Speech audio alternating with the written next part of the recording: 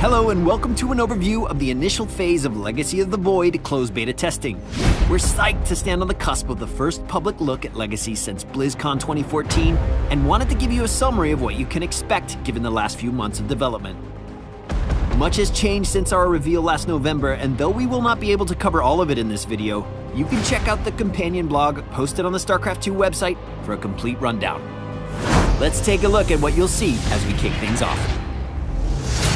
Archon mode will be available for testing out of the gate, and we're anxious to get your thoughts. This mode allows 2 players to control a single army at the same time, presenting an exciting new cooperative experience of StarCraft 2. With the support of a friend, there is the potential to play at a capacity you would be incapable of alone. It's also a great way to ease a friend into StarCraft who may have never played previously. Next, we have been experimenting with the game's economy system by adjusting the number of resources available at base locations. We are interested in providing a resource advantage to players willing to aggressively expand and defend their base count. We have also increased the accuracy of units that are issued attack move commands in order to make them more reliable in combat. We look forward to seeing how this seemingly small change can positively affect both new players and veterans seeking a more consistent response from their army. Let's take a look at multiplayer unit changes for the Terran race. The Terran army is bringing on a new addition with the Cyclone. The Cyclone is a ranged unit with the capability of locking on to a target and dealing high damage over a long duration. Both the affected unit and the Cyclone can move during lock-on, but if the units move too far apart, the link is broken and the Cyclone will stop dealing damage. The siege tank can now be picked up and dropped while remaining in siege mode. The increased opportunities to harass and micro with this unit is in line with our top legacy goals for Terran. Battle cruisers have been upgraded with the ability to teleport anywhere on the map without vision. We are working hard to design an additional unit for the Terran roster and are interested in collaborating with players testing Void to identify a suitable option that will round out the army. Switching gears, let's take a look at a few elements on the Zerg side. New to the Zerg is the Ravager, a ranged unit capable of dealing high area damage with its corrosive bile ability. This ability has the added perk of being able to destroy Protoss force fields. A unit that practically needs no introduction, the Lurker. The Lurker is back in action as a solid splash damage option with massive range, able to outdistance most units and all base defense structures. We've made some notable changes to current Zerg units, starting with the Corruptor. We have given the Corruptor a new ability, Caustic Spray, which deals channeled damage against structures that increases over time. Looking at the Viper, we wanted to add an ability that would counter mass air unit strategies. Introducing Parasitic Bomb. This ability places a damage over time effect on a targeted enemy air unit, dealing damage to it and any enemy units around it.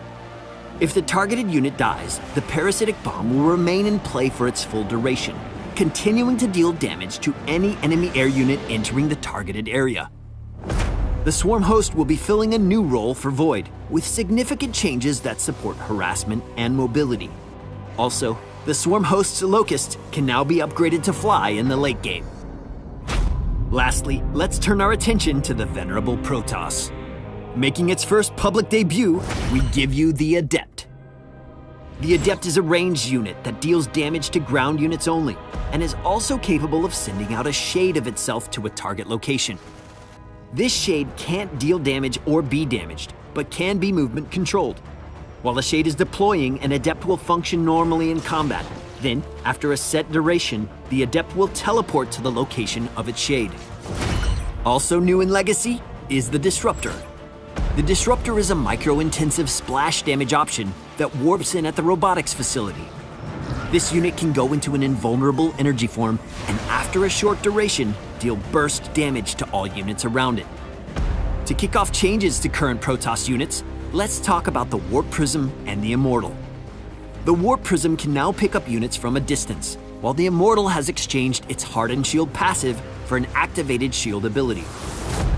The Oracle sports a new ability, Stasis Ward, that lays a trap triggered when enemy units walk nearby. An activated stasis ward will temporarily freeze a ground army in time, preventing them from moving, attacking, or using abilities while simultaneously preventing them from taking damage. And lastly, the Tempest will no longer deal plus massive damage against air units. However, it has also received a new ability, Disintegration. Disintegration allows the Tempest to dish out a high amount of damage against the target unit, but spread out over a very long period of time. The changes coming with Legacy of the Void are a lot to take in. We truly think we've built a version of StarCraft 2 that is more fast-paced and exciting than ever before. Whether it is in the myriad of new micro options available for units and abilities, or the possibility of pushing aggressive resource strategies on multiple bases, Legacy of the Void will be full of opportunities to showcase yourself as a player. It won't be long now, as we will begin issuing closed beta invites starting on March 31st. Be sure to check out our companion blog for more info, and don't forget to sign up for the Legacy of the Void beta test to get involved.